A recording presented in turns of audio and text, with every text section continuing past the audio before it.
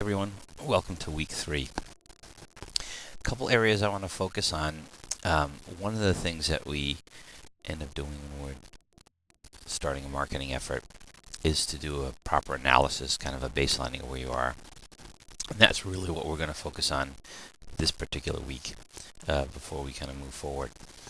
One thing that when you look at a SWOT analysis, which is known as strengths, weaknesses, opportunities, threats, you end up looking at a organization. And if you look at someone like, let's say, Walmart,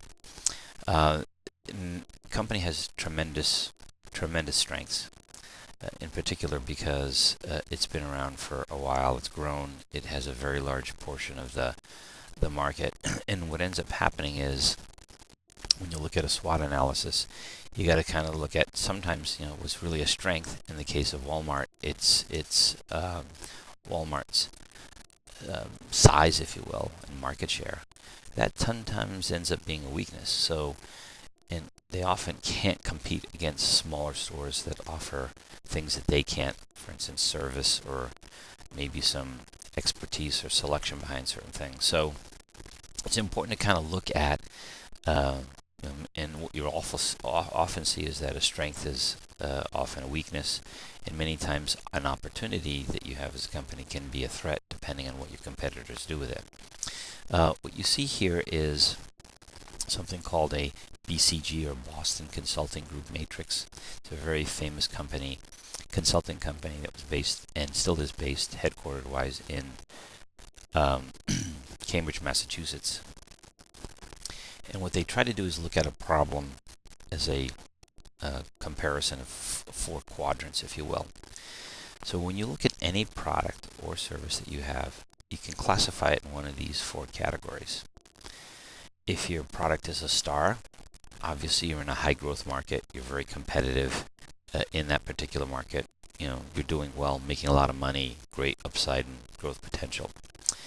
The converse of that, or the flip side, is if you're a dog, let's say you're not very good at a particular product and you don't have a lot of good market share, that puts you into the dog house, so to speak. And then you have 2 other areas. One is called a cash cow. Cash cow is a product, and just think of a cow. What do? You give it, grain or stuff to eat every day, and you milk it every morning. And so you don't have to put a lot into it.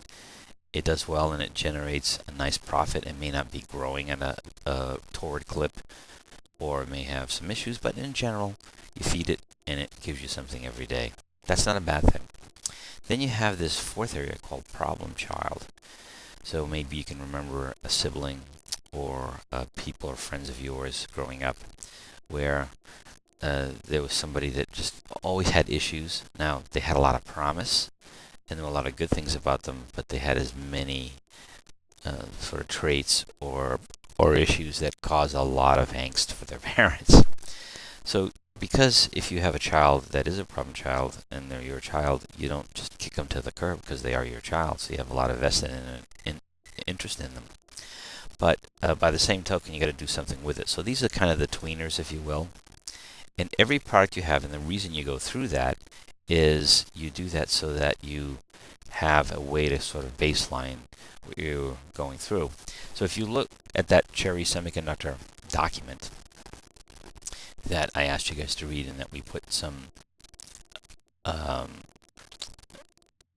questions on the discussion board on, they did something similar to this BCG matrix that you saw previously. And in a sense, what they were doing was kind of trying to put things in categories, but with the Cherry Semiconductor effort, you put them in more categories. So here there were 9, actually. And there you see the star, that's there.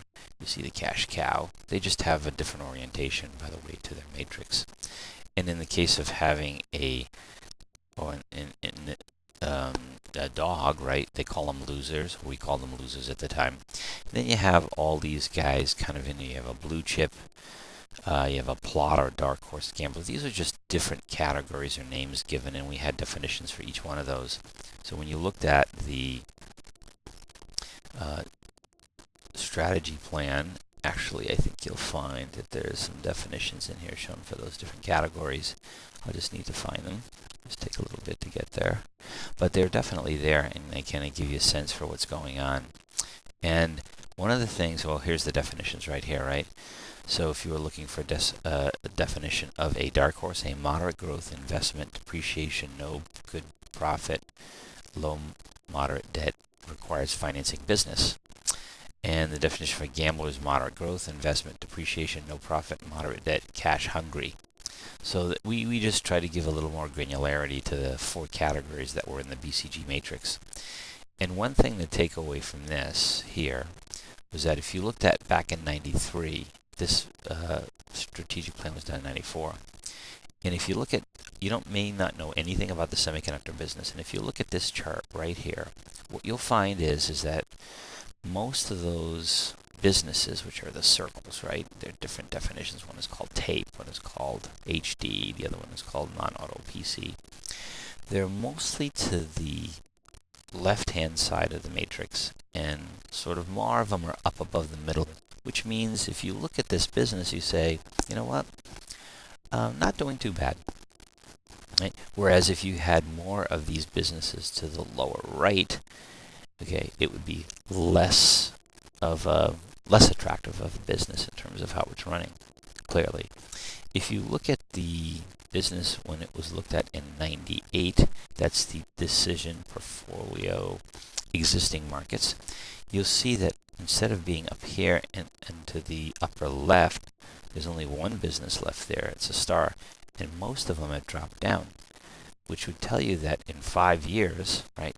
So 98, that's when the existing market analysis was done. The actual profitability and attractiveness of the business has gone down. And you don't know anything about, or you don't have to know anything about how silicon works or how the business works. And then you also, if you look at the chart just above it, which was new markets, you're seeing that the stuff that they're going after in general looks even worse than the existing business, potentially. So this actually means the company is facing lots of challenges, even though at the time that this was done, they were making money. So the beauty of this BCG matrix is that, in fact, it allows you to really look at a business without knowing anything in particular, represent it, and get a sense for how it's doing. In this case, the company was doing okay, but there were challenges definitely moving forward. That's the beauty of this technique, and it's used and should be used in strategy planning and in other market analysis techniques as well. So when you look at a business, right, if you have a star, okay, what do? Do you build, hold, harvest, or divest? You build it. Your stars are the best. That's where you put all your money. If you have a cash cow, what do? You harvest, right? You milk the cow, you harvest it. If you have a problem child, you probably hold it. You don't want to get rid of it. You want to see what's going on. If the product or service is a dog or a loser, you divest it. So these strategies line up with what you're doing in terms of what your assessment is of a particular product or service. This slide's kind of an important one. It looks at market development, right? So when you're looking at gaining customers, that's called market development. You're looking at penetrating a market that you're in already, right? Gaining share, that's called market penetration. When you're doing new products, it's called product development. And when you do both new products and new markets, you're diversifying. And you're doing both at the same time. And this ANSOS matrix is a nice way to kind of, that's is a good way to sort of represent it. And if you look at where you're at a present or new market or a present and new product, that tells you which one of these 4 is the strategy that you're taking. One of the things, if you've never been to an In-N-Out burger, and the reason I decided to focus, it's a nice little example of uniqueness and competency, right? Core competency. And we had a couple of lively discussions on our discussion board about that. So it's a company that's hardly changed. I first discovered mine, and this is a picture actually on the left of my oldest son at the time. So he was 18. That's Matthew on the right. And in brown is his cousin Michael. I was on a business trip out in California. they came with me to kind of hang out, and it was their first trip to a In-N-Out Burger. This was this picture was actually taken right outside of LAX in Los Angeles, California. And the whole time they were with me, every day they went out to an In-N-Out Burger for lunch every time. And the interesting thing about the In-N-Out Burger is its real business model hasn't changed, as I mentioned here, for almost 60 years. Their menu is very limited, right? If you look at it here, that menu is still the same. They have a couple different burgers, right? There's a double-double, a cheeseburger, a hamburger. They have French fries, shakes, and drinks, and that's it. So you think with a very narrow kind of product offering, how could this company survive and thrive? And I can tell you, every time I go out to California, it's not a good trip unless I go to one of these restaurants. So if you look at it, there's actually a Harvard business case that was done back several years ago, about 10 years ago, on the sort of hamburger fast food business, in particular hamburger market. And this is actually focused on In-N-Out Burger. And if you look at this chart here, what you'll see is the score for an In-N-Out Burger is significantly higher than anybody else's by comparison, Sonic being the next closest one. So if you were to tally up all these numbers, right, their numbers are just, off the charts. When their overall score is the highest, but if you look at their food quality, obviously the menu variety is not scored very high, but it doesn't matter. Their value, service, cleanliness, it's just out of this world, and they are very good at being able to essentially define themselves and have a product do a few things really, really well, and that's what makes them stand out. So being able to find out what you're good at and working on that thing the whole time is really the essence of what core competency is, and I think this example of In-N-Out Burger does it. Check out their website and let me know what you think. I think it's kind of interesting, and it's an interesting company for sure. Marketing strategy, it's important to look at segments and target specific people. If you target the masses and you don't have something that lends itself to that, it's kind of important.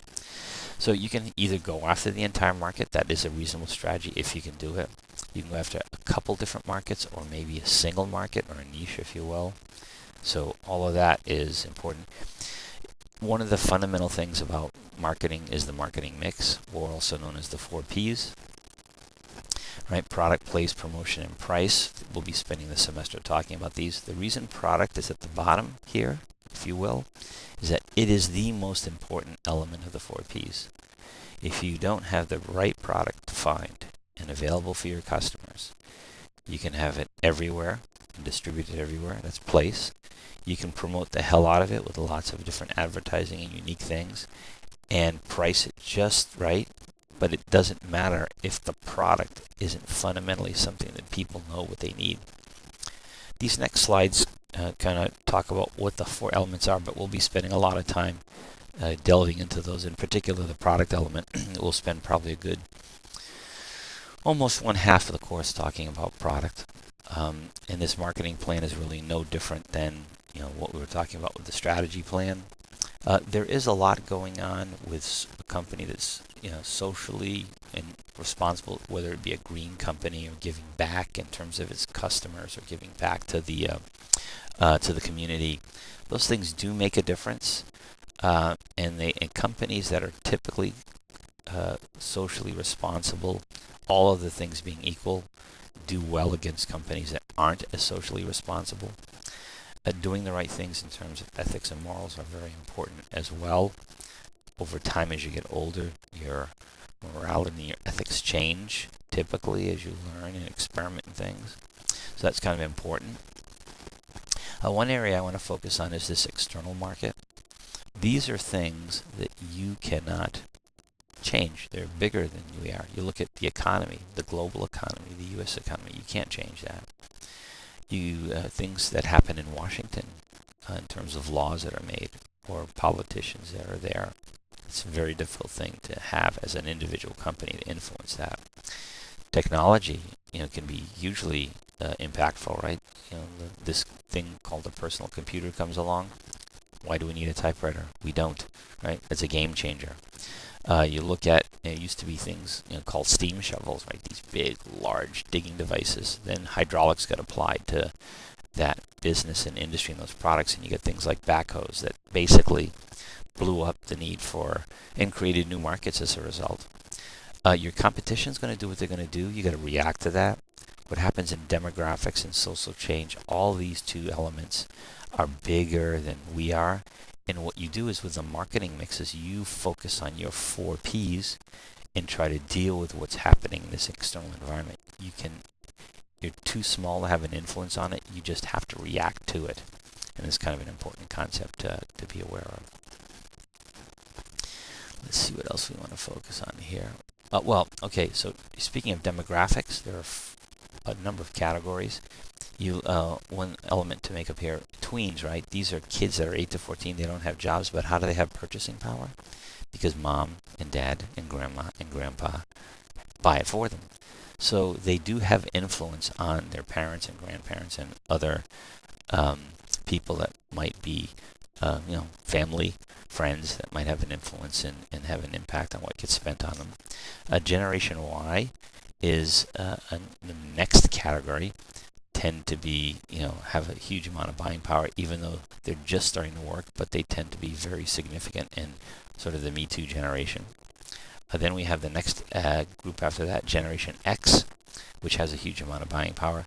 This is the next group is the group I'm in, a baby boomer. And here, right, I hope this last one is correct. My income will continue to grow as I keep working. But it's the biggest group that has the most spending power. And the reason that marketers put people into these groups is because their needs and wants are very different throughout this area, right? There's the one with the most money. It's actually the biggest group, right? That means and these are, by the way, U.S. demographic data. It's not global. So our country is getting older. That creates some opportunities and some threats to what marketers need to be worried about. The growth of ethnic markets is significant. The influence of women is significant as well in terms of buying power. And then you have economic factors. Remember, we'll go back to our slide here real quick that shows the externals. So we just did a quick run through demographics. Let's go back here. We talked a little bit. Okay, right here. Just went one too many.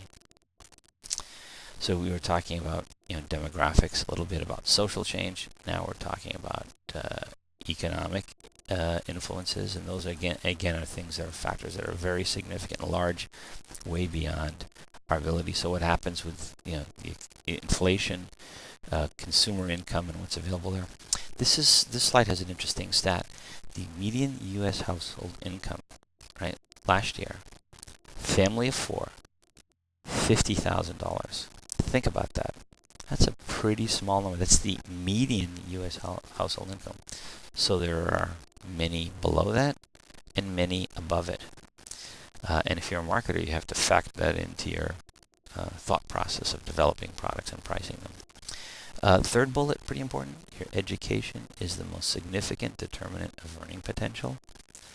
The more advanced degree you have, the higher the probability that you're going to earn more income.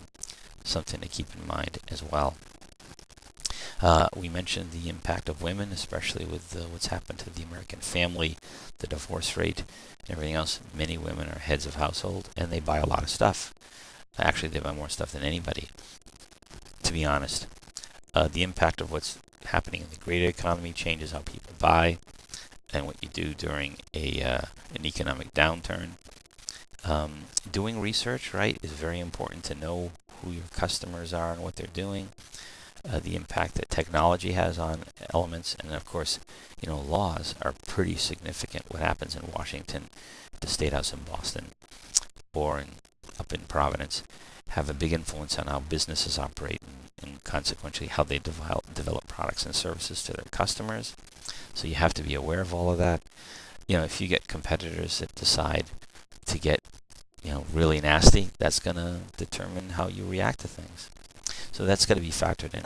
And then the case that we talked about, you look at someone like Starbucks, up until Recently they've done okay, but a few years back when the recession hit, these guys got beat up bad. I mean, charging $5, $6 for a cup of coffee, you could get, let's see, at Dunkin' Donuts, you could probably get 3 cups of standard issue coffee for what a coffee concoction at Starbucks set you back. At a McDonald's, they're offer $1 a cup, no matter what the size. You could get 6 cups of coffee for what you pay for a cup of coffee at Starbucks potentially. Those created some pretty significant issues. Starbucks had to go back. They had a lot of market share loss. They had to close some of their stores for the first time in their history, and they had to react to that. They recovered nicely as the economy has recovered gradually, but they did and made some changes to their business, in particular offering sort of a standard cup of coffee at reasonably competitive rates. And they had to sort of change some things, and they've done a nice job. They've been more focused. But, their core competency was, a specialized drink in a different kind of atmosphere. So they're really not trying to compete with the Dunkin' Donuts or McDonald's, but they are, because those are parts of the market that they had to deal with. And there's a couple of, at least one question that we have in our discussion board to kind of look at that. So that's our update for week 3. Again, give me a shout if you have any questions, and have a good week.